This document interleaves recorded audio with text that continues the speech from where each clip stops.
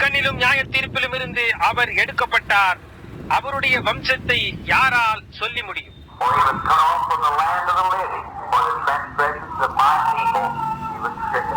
ஜீவனுள்ளவருடைய தேசத்திலிருந்து அறுப்புண்டு போனார். என் ஜனத்தின் மீறுதல்களின் நிமித்தம் அவர் வாதிக்கப்பட்டார்.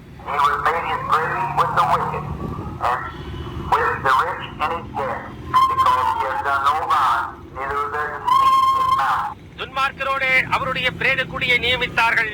ஆனாலும் அவர் மரித்த போது ஐஸ்வர்யவானோடு இருந்தார். அவர் கொடுமை செய்யவில்லை. அவர் வாயில் வஞ்சனை இருந்ததும் இல்லை. கர்த்தரோ அவரை நொறுக்க சித்தமாகி அவரை பாடுகளுக்குட்படுத்தினார்.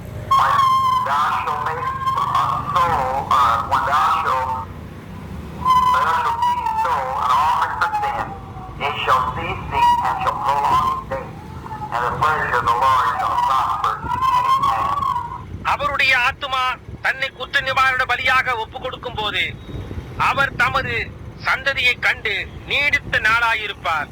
கர்த்தருக்கு சித்தமானது அவர் கையினால் வாய்க்கும்.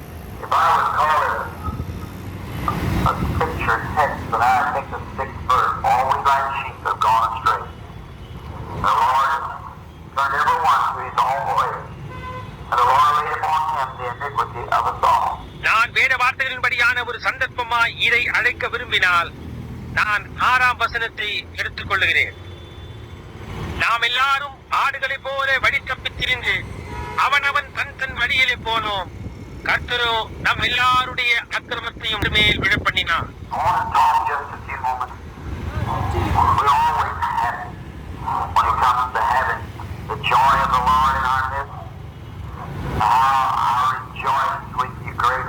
நான் ஒரு சிறிது நேரம் மட்டுமே பேச இருக்கிறேன்.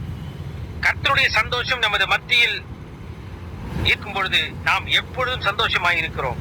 நான் எப்படியா உங்களோடு அதிகமாக சந்தோஷிக்கிறேன்.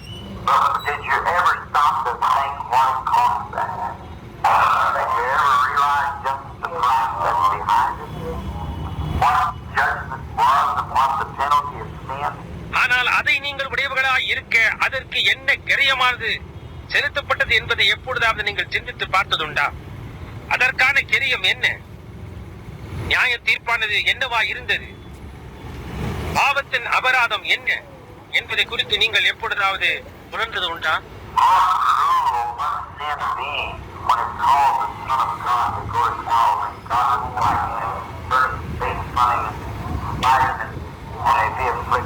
தேவனுடைய குமாரனை கல்வாரிக்கு போகும்படியாய் செய்து தேவன் அவரை அடிக்கும்படியாய் செய்து அவரிடத்திலிருந்து தேவன் தம்முடைய முகத்தை திருப்பிக் கொண்டு அவரை அடித்து அவர் சிறுமைப்படுத்தப்பட்டார்.